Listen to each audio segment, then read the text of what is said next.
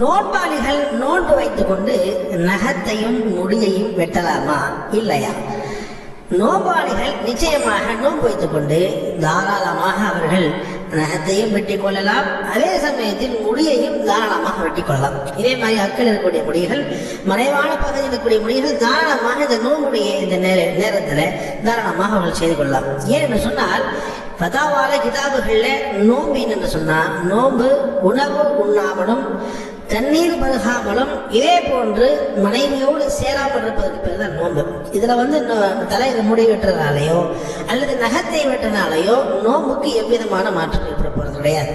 எனவே நிச்சயமாக நோன்பாளிகள் நகத்தை வெட்டுவதாக இருந்தால் தாராளமாக வெட்டிக் கொள்ளலாம், அதே மாதிரி முடியை வெட்டுவதாக இருந்தாலும் அவர்கள் தாராளமாக வெட்டிக் கொள்ளலாம். இதுல நோன்புக்கு எவ்விதமான பாதிப்புகளும் இன்ஷா அல்லாஹ் ஏற்படாது.